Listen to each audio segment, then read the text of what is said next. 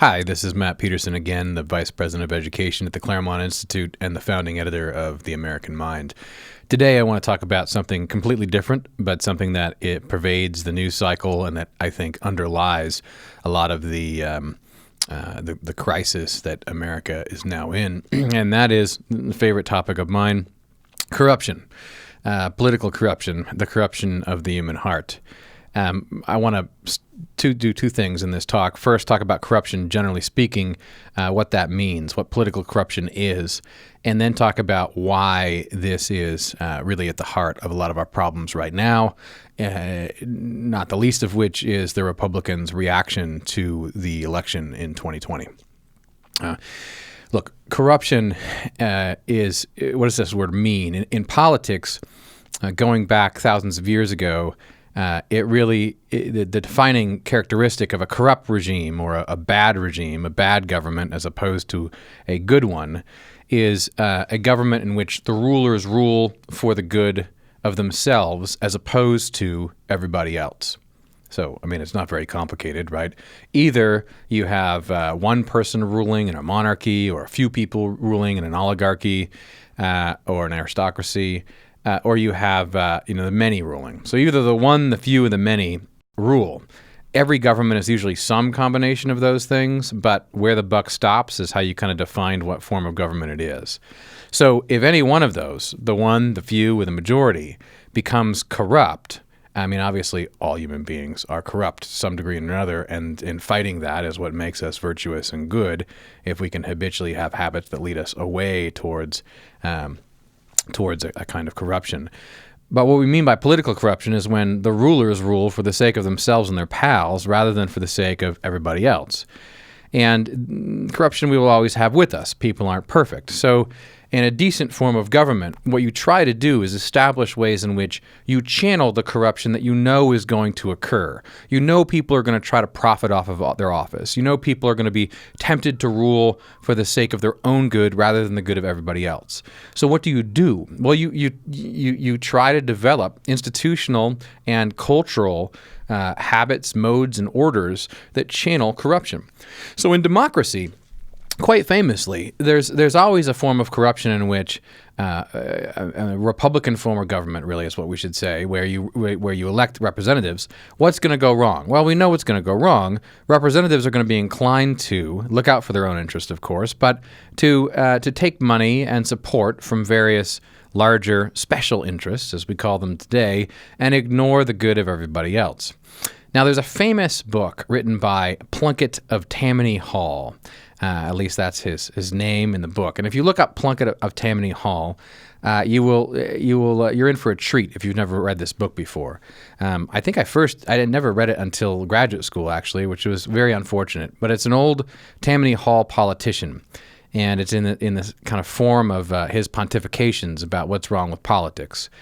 And he's describing the goodness of corruption, or what he calls good graft versus bad graft. And what he means by good graft is not only amusing, but there's a very serious point to it. Good graft for him is, let's say he knows as a politician in New York that the state is going to build a bridge, the government's going to build a bridge across the water. And as he says, maybe he, with this knowledge, he goes around and he happens to purchase some real estate, and he sees his opportunity and he takes it. And he makes a little money off the deal. And at the time, I think what he's trying to say is, I didn't break any laws, but I used my knowledge to make a little money. And, the bridge gets built and everything's fine. And so one of his points is that as long as you don't get greedy, right, as long as there's a little bit of graft, it provides an incentive for the rulers to kind of stay in power. Now, I know we don't like to hear that, right? We don't like to hear that at all today. Because what happened is the progressive era, which he was complaining about, came in and issued civil service reforms so that you couldn't just put your flacks and hacks and supporters into office. They had to take exams and become expert bureaucrats because they were going to get rid of corruption, like they did. So that's one of his points. But the deeper point that he makes, and the overarching point, was that there's a sense in which machine politics at its best, it's a little corrupt because everyone knows they have to vote for the party, but the party takes care of them. And what he describes is a New York in which they built amazing buildings, amazing bridges, a New York in which people really did feel in sometimes in places like, yeah, politics was corrupt, I guess, but the local boss knows me and I know him, and they take care of me, and I vote for them. There was a certain quid quo pro there, and the idea is a little bit of illegality or shadiness is helps grease the wheels, and as long as that corruption is still leading us to a place in which the leaders actually rule for the sake of the common good, roughly speaking, then we're doing okay. We're channeling that corruption. But if we don't channel it, or we pretend it's not there, and we say we're going to get rid of all of it through reforms and experts and neutral observers, I would submit that we get ourselves into more trouble than if we acknowledge its existence. And anyway, I know that everything I've said probably sounds terrible to a lot of you. So let me stop and talk about where we're at today. Today we're in a situation in which the Republicans have largely failed and will fail to win the battle to argue that the election was fraudulent and that President Trump deserves re-election. Now, do I think that fraud occurred in the 2020 election? Absolutely. It's almost a ridiculous question. Do I think that that some of it was illegal? And some of it was just a kind of gray, shady area? Yeah, both things happened. But here's the problem. Why can't we grapple with this? Why couldn't the Republican Party make an argument about fraud? Well, here's why. We pretend it doesn't exist. We pretend that politics is and can be a very clean, pristine arena in which aesthetically pleasing people who use the right words and manners and say the right things thereby signal their goodness, their ethical virtue. And this is the way politics is, right? It's all a West Wing episode. It's all a kind of fairy tale that TV provided, and the founders, for instance, were much more visceral than this. They knew that would be that's absurd. You had to channel corruption in order to get rid of it. What we have done is pretended that corruption does not exist. In order to make the argument against the Democrats in November, you would have had to prepare the American people by telling them the truth. And the truth is that mostly the Democratic Party, both parties, but the Democratic Party has perfected this over the last 100 years, uses large, corrupt Democratic political machines in the cities and all kinds of nonprofits funded by big foundations that get a lot of money, defended by lawyers that get a lot of money from the big foundations, defended by scholars who write books that there is no such thing as fraud and there should be no voter ID, paid for, yes, by people like George Soros and friends, all as kind of a sham. All of it is a get-out-the-vote effort with impoverished people. And if you get upset about it or you call them on it, they say, you don't believe in democracy. You are a racist and you're not a Democrat. And this is, of course, absurd. The Republican Party has, in fact, tried to fight this fecklessly and ineffectively for many years. But if you look at Wisconsin and Michigan and Pennsylvania, there's all kinds of people there in the Republican or right-leaning think tanks who have fought bad voter procedure law for a long time. There's just a Supreme Court case in which Kansas, God forbid, was trying to make sure that people had IDs in order to vote. Now, you realize it's really hard for states to clean their voter rolls or to have sensible laws like you need to provide ID to show you're a citizen in order to vote, because the left has really already established with the Supreme Court and in the judicial, but through the judiciary and in the media and in scholarship and in the academy, they've established an entire framework in which if you oppose these obvious laws that most of the civilized West actually has or is further along than we are, you are in fact a racist and you're against democracy. So when you come into the election, in order to go to the particular examples of fraud and corruption that occurred in 2020, which of course they did, you would have needed a Republican Party that's used to calling this out, rather than being scared of being called a racist or being, called some kind of fascist who hates democracy. Here's the Democratic Party's notion of democracy, right? It's paid partisan operatives, paid by big foundations who pay smaller nonprofits that couch themselves in the language of, voter rights and all this, to go out into neighborhoods and canvass them, go door to door, knock on people's door, and get their vote. And they don't have to be registered to vote. They'll register them on the spot, as they did in Wisconsin, same-day registration. They'll then take all the votes, this partisan operative, right, and then bring them back to a center that's controlled by the local Democratic Party, and then process the votes. So even if nothing technically illegally occurred in what I just described, you have to ask yourself, is that democracy? Is it democracy that paid partisan operatives go out and get the vote of everyone, coming from one side and then bring the votes back to some central location wherein the one party kind of controls the entire scene? No, it's not. Everyone with, three brain cells that aren't fighting each other knows that this is a problem. This is not our vision of Republican government or informed citizens voting. That's always been sort of an ideal. You're never going to have a perfectly informed citizenry, making wise choices from all the neutral information they receive and then going out and voting. But for God's sake, we could at least approximate it, and we can at least say, whatever the Democrats are doing here, this is not it.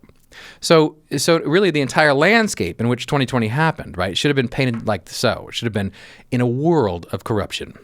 Right? One party in 2020 did this. You have to explain the concept, the concept and the context.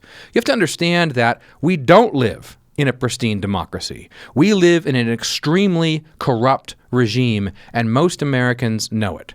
The greatest fear for many years going into the 2020 election, it's a study by Chapman University. They look at the greatest fears in America, more than losing a loved one, more than economic collapse or terrorism, was the fear of government corruption.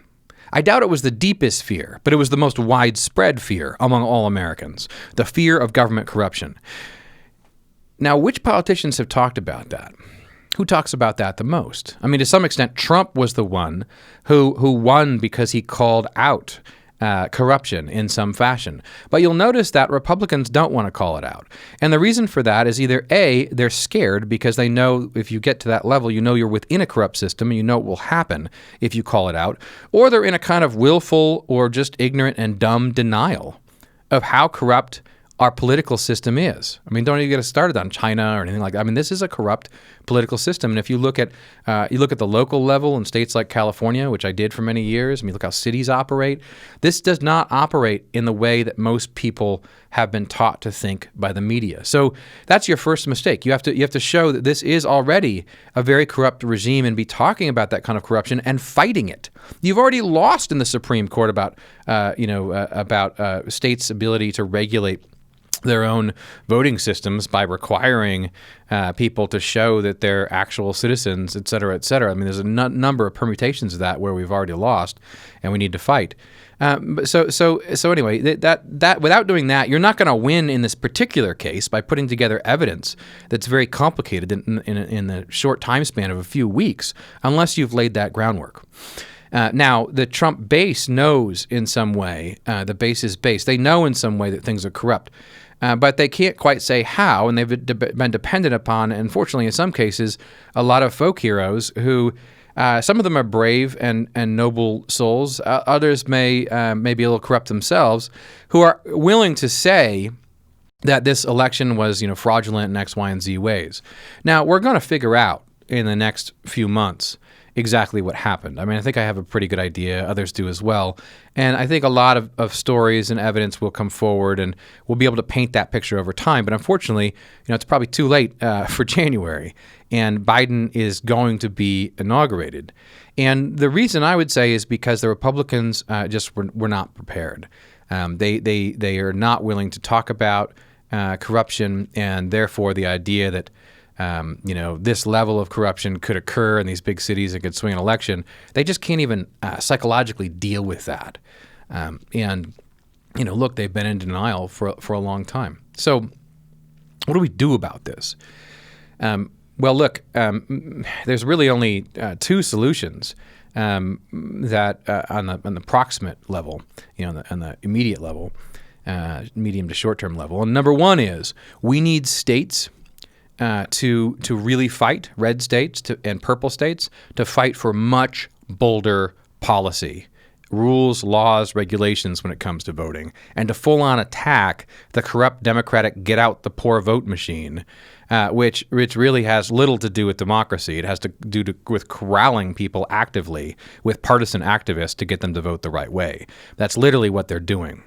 And we need to call that whole complex out. The Carnegie Foundation, the Ford Foundation, all these places are, paying for the sham scholarship that says there's no corruption ever, there's no fraud ever, at the same time as they're paying people to go out and ballot harvest and to make ballot harvesting legal, which is a large part of the 400 lawsuits that they initiated across the country in order to win the election. So we need much bolder red state leadership that just says, no, I am not a racist. I'm not against democracy. Because I want to defend democracy, we're going to clean the voter rolls, make sure dead people aren't on there. We're going to have a rigorous process in which we check people, and we're going to make sure that cheating can't happen in our state because we care about the Republican form of government. Much bolder movement is needed there than we've had in the past. If you don't get it after this, I don't know when you're going to get it. And if your leaders don't get it in your red state or purple state, you got to get rid of them and fight. Second is more belligerent, and I think short-term, maybe even more useful. If you can't beat them, join them. If we're going to have a system in which this is what counts as democracy, this is how legally the vote goes, you can have partisan operatives go out and make sure everyone votes, well then, hell, why aren't we doing that? Why aren't the Republicans doing that? Why don't they have large foundations paying for get-out-the-vote operations that actually work? Why? Have you ever asked yourself that? All this conservative money, all these big foundations, why don't we have activist foundations trying to make sure that all Republicans in any region are all going to go out to vote? And if the law they've made allows X, Y, and Z, then let's do X, Y, and Z. I think I'll leave it there. Hopefully I didn't get into too much trouble. And I'll let you stew on that. If you have any thoughts, comments, let me know. And I'll see you next time.